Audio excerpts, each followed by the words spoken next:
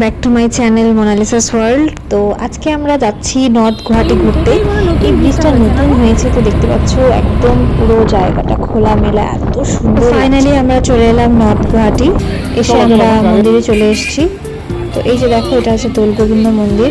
তো এখন আমরা এখানে পুজো দেব। পুজো দেওয়ার জন্য আমাদের পুজোর জিনিস কিনতে হবে, তো সেই জিনিসগুলো আমরা কেনার জন্য মন্দিরের বাইরে চলে এলাম। মন্দিরের বাইরে এসে দেখছি যে এখানে অনেক দোকান রয়েছে যেখানে পুজোর সবকিছু কিনতে পাওয়া যাচ্ছে। তো এই যে দেখো, আমরা একটা দোকানে চলে এসেছি। এখানে সব ঝুড়িতে সবকিছু সাজিয়ে রাখা হয়েছে। প্রথমে ভাবলাম যে ঝুড়ি একটা নিয়ে নেব, তারপরে যখন দেখলাম যে ঝুড়ির মধ্যে অনেক প্রদীপ আছে আর একটা পুরো তেলের বোতল ছিল, তো এতগুলো তো আমাদের দরকার ছিল না, আমরা যেহেতু 3 জন, তো যার জন্য আমরা বললাম যে আমাদেরকে একটা প্লেটে সাজিয়ে দেন। তো সেই হিসেবে উনি আমাদেরকে একটা সুন্দর করে প্লেটের মধ্যে সব কিছু সুন্দর করে সাজিয়ে দিল। দেখো, এখানে 3টে প্রদীপ আছে, ধূপকাঠি, ফুল আছে, আর পরে আমরা প্রসাদ নিয়েছিলাম। তো এই সব নিয়ে আমরা মন্দিরের ভিতরে চলে গেলাম। তো মন্দিরে গিয়ে আমরা সেখানে পুজো দিই। মন্দিরের ভিতরে যেহেতু ক্যামেরা অ্যালাউড নয়, যার জন্য আমি পুজোর ভিডিওটা তোমাদের সাথে শেয়ার করতে পারলাম না। শেষ করার পরে দেখছি মন্দিরের একপাশে প্রসাদ দেওয়া হচ্ছে, তো সেখান থেকে প্রসাদ নিয়ে নিলাম। এই যে দেখছো, প্রসাদ নিয়ে আমরা সবাই যারা যারা এসেছিলাম একসাথে সবাই মিলে প্রসাদ খেয়ে নিলাম। ঠাকুরের প্রসাদ যেমনই হোক না কেন, সেটা যেন আমার কাছে অমৃত সমান মনে হয়। আর আরেকটু দেরি হলে কিন্তু আমরা এই প্রসাদটা পেতাম না। তো যাই হোক, প্রসাদ খেয়ে আমরা এখানে অনেকটা সময় কাটালাম।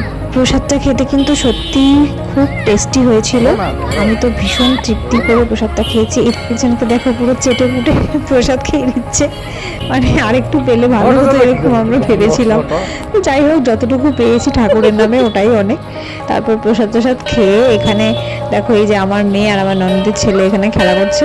আমরা বেশ অনেকটা সময় এখানে কাটিয়েছিলাম, খুব সুন্দর পরিবেশটা। এই দেখো, কাকু আর কাকিমুনি এসেছিলো, আমার ননদ, আমরা সবাই মিলে এসেছিলাম। তারপর আমরা ভাবলাম যে একটু ফটো ক্লিক করে নেওয়া যাক। যাই হোক, তারপরে আমরা অনেক ফটো তুলেছিলাম। এখানে দেখো কতগুলো বাদর বসে আছে, আর এই যে দূরের লোকটাকে দেখছো, উনি বিস্কিট নিয়ে খাওয়ানোর চেষ্টা করছিল। কিন্তু ওরা কি করছিল বলতো, ওখানে যে মানুষগুলো বসে আছে ওদেরকে গিয়ে ওদেরকে ওদের হাত থেকে সবকিছু মানে কেড়ে নেওয়ার চেষ্টা করছিল। তো এনাকে দেখো, মন্দির থেকে বেরিয়ে দেখেই তো খুব খুশি, তাই এখানে দাঁড়িয়ে আদর করছে। সুন্দর লাগছে দেখো। আমরা এখন লঞ্চে করে যাবো।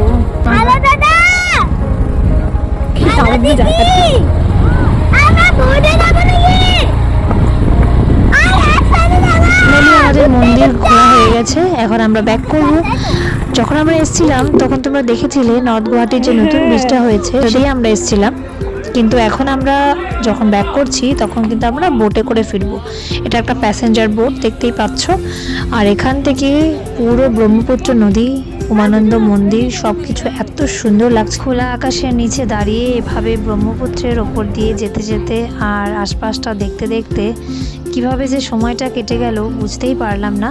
এখানে রাত হয়ে গেছে, তো এখন আমরা নামবো, মানে ফাইনালি আমরা গুয়াহাটি পৌঁছে গেছি। তো এই দেখো, এখন সবাই রেডি হয়েছে নামার জন্য। তো এখন আমরা বোট থেকে নামছি। ঘোরা তো অনেক হলো, এবার রাতেও তো কিছু খেতে হবে। তো যার জন্য এই যে দেখো, আমরা চলে এসেছি হোটেল মে ফ্লাওয়ারে। আজকের রাতের ডিনারটা আমরা এখানেই করে যাব। তো ফাইনালি আমরা হোটেলের ভিতরে চলে আসি। হোটেলে এসে সবাই একটু ফ্রেশ হয়ে নিয়েছিলাম। তারপর চলে এলো আমাদের মেনু কার্ড। তো মেনু কার্ডটা দেখে নিলাম।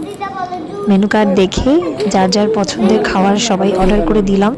স্টার্টারে আমাদেরকে দিয়েছিল পাঁপড়, তার সাথে পুদিনার চাটনি, তো সেটা খেলাম।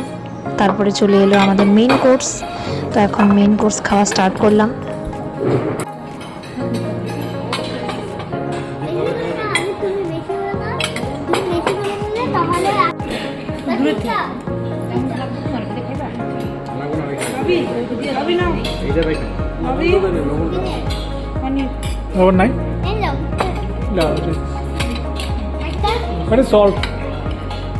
সবার একটা একটা বাবা,